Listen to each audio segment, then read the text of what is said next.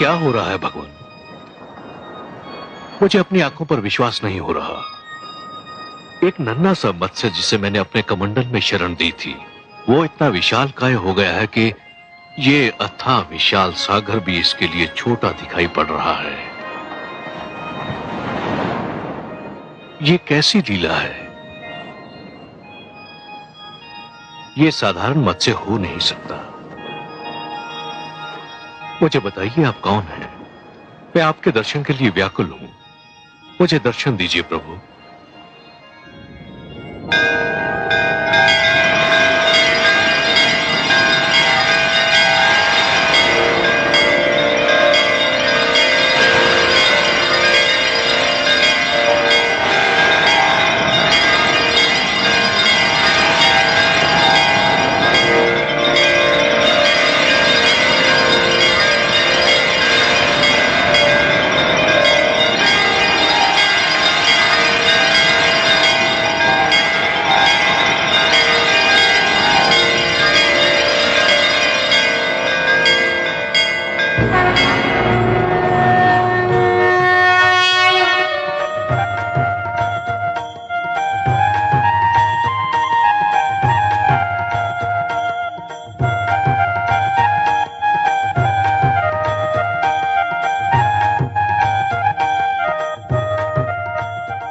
भगवान आप?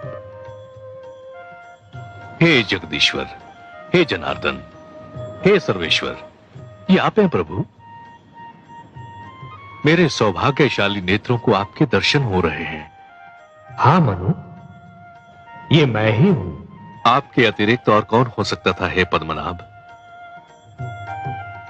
ये लीला तो केवल आप ही दिखा सकते हैं कि सिमटे तो मानव की अंजुरी में समा जाएं और फैलें तो धरती और आकाश को भी ढक लें। आप मेरी अंजुरी में ठहरे, मेरी कुटिया में रहे। मैं किन शब्दों में आपको धन्यवाद दूं? हे सर्वश्रेष्ठ, आप महान हैं। मैं अपने भाग्य पर जितना भी गर्व करूं कम है। आपको कोटि कोटि प्रणाम हे लक्ष्मी नारायण।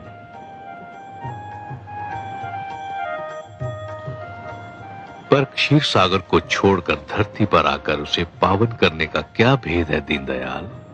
हे मनु, मानव कल्याण की जिस चिंता के कारण तुमने आमरण व्रत कर रखा है, उसी चिंता ने मुझे भी पृथ्वी पर आने के लिए विवश कर दिया। अब मेरी बात ध्यान से सुनो। आपकी मधुर वाणी सुनने के लिए मैं सिर से पांव तक कान बना हुआ हूं प्रभु। ब्रह्मा के परामर्श पर भगवान शिव इस धरती को स्वच्छ करना चाहते हैं। उन्होंने धरती को जलमग्न करने का निर्णय कर लिया है। आने वाली अमावस्या को आकाश से ऐसा वज्रपात होगा कि कानों को ध्वनि सुनाई नहीं देगी। ऐसी वर्षा होगी मनु कि मानो लगेगा कि आकाश में छेद हो गया। जल का एक रेला आएगा और यह धरती गहरे जल में डूब जाएगी।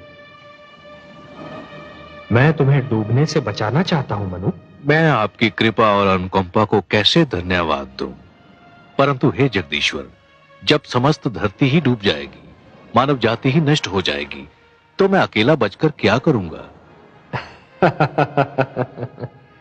हे मनु, जीवन मानव से महानतर है। मानव को मृत्यु आ सकती है, परंतु जीवन कभी नहीं मरता। जिस प्रकार एक डाली से एक पुष्प टूटता है परंतु वहीं से दूसरा पुष्प भी फूटता है, उसी प्रकार जहां एक जीवन का अंत होता है, वहीं पर दूसरा जीवन प्रारंभ होता है। एक पीढ़ी चली जाती है, परंतु वहीं दूसरी पीढ़ी पहली पीढ़ी के स्थान को रिक्त नहीं रहने देती। यही जीवन की परंपरा है। तुम इसी परंपरा को अक्षुण्ण रखोगे, तुम इसी परंपरा को जीवित रखोगे। यही मेरा उद्देश्य है। आपके आदेश का पालन तो मेरा परम धर्म है प्रभु।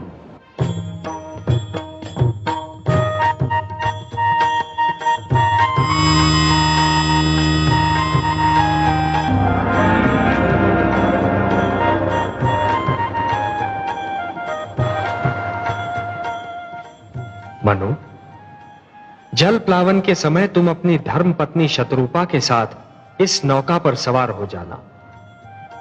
अपने अतिरिक्त इस नौका पर समस्त पशु पक्षियों का एक एक जोड़ा और उन सारे पौधों के बीज भी रख लेना जिन्हें तुम आवश्यक समझते हो। मैं मत्स्य के रूप में आऊंगा। तुम इस नौका को मेरे सींग से बांध देना।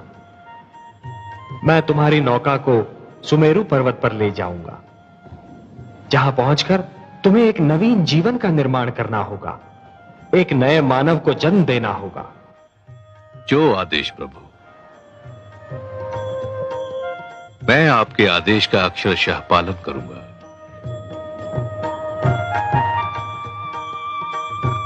तथास्तु।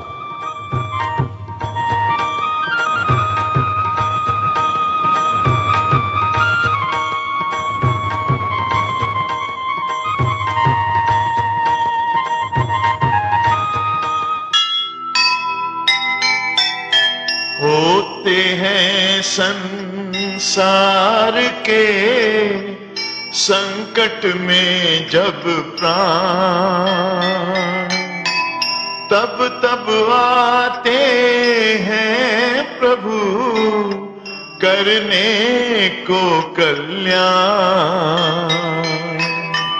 कभी न होने देंगे वो मानवता का नाश। संकट मोचन है वही, है सबको विश्वास, है सबको विश्वास।